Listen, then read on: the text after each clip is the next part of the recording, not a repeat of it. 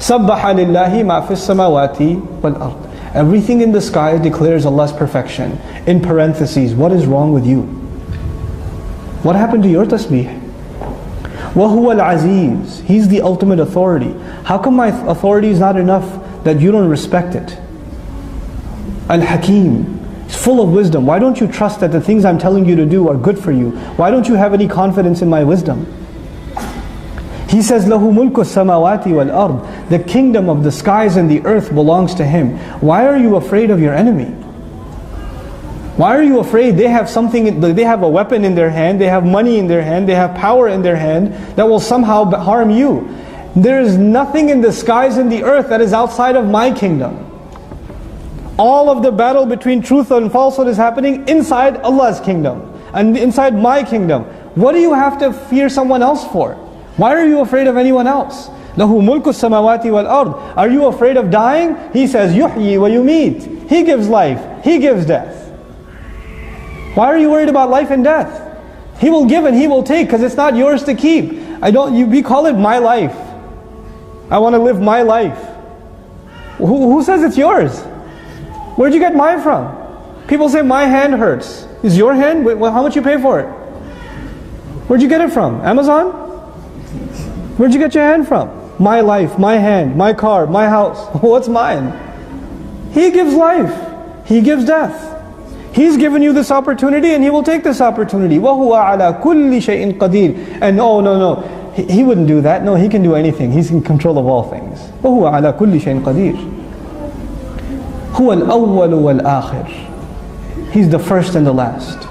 And this has many interpretations, but at the personal level, the first priority, the first thought in your day should be what? Allah. The last thing you leave this world with, the last thing you do before you go to sleep, you think about your master. What did I do for you, my master, today? Me, this insignificant creature, what did I do today for you? I'm going to this bed, and I'm going to sleep, and I don't know if I'll wake up again.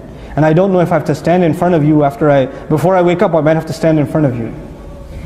My first and my last thought. وَالظَّاهِرْ وَالْبَاطِنِ. And He is so obvious. He is so obvious. Allah is in the unseen. How does He call Himself Al-Zahir, the ultimately obvious? The one who believes, they see Allah in everything. They see Allah in the sunshine, Allah's work. They see Allah in His work. They see Allah in His creation. They see Allah in His planning. Well, He's Zahir, He's always. Sometimes really annoying things happen to you. Really annoying things. Like you get stuck in traffic on your way to Arabic class. 45 minutes late. You're upset. You're like, is that part of Allah's plan? Yes. Because you need to learn sabr more than you need to learn Arabic some days. So He's going to teach it to you. And if that means He has to make you lose your keys, He'll make you lose your keys. It's part of His plan. Because He's helping you control your temper. He's helping you learn to rely on Him.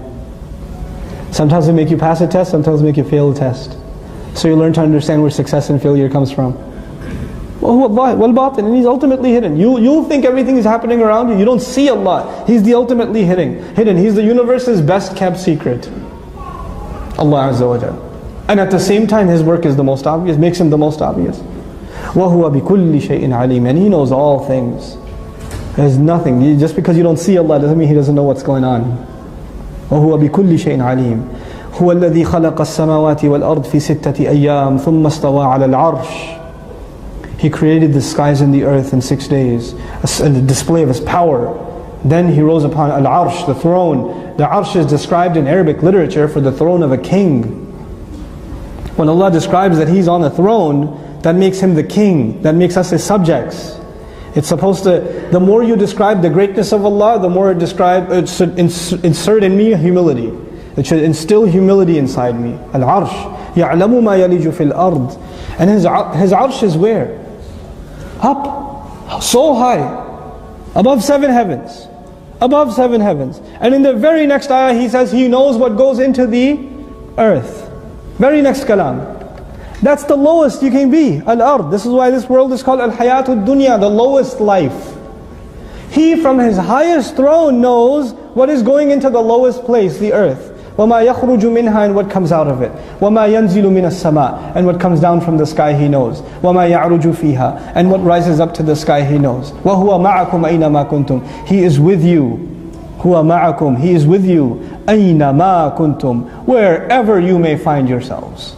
Wherever you may be, you are not alone. He's with you. هُوَ مَعَكُمْ أَيْنَمَا كُنْتُمْ, His ma'iyah, His company is there. He's watching. He's protecting. He's observing. He's testing constantly. I'm never alone. I'm not alone in a hotel room.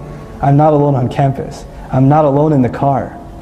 I'm not alone. We're never alone. You know? These people that want to look for alien life in the universe, are we alone in the universe? We have the answer. We're not alone.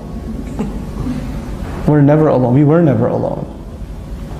And actually we ourselves are aliens. We were sent on this earth. We're not from this earth.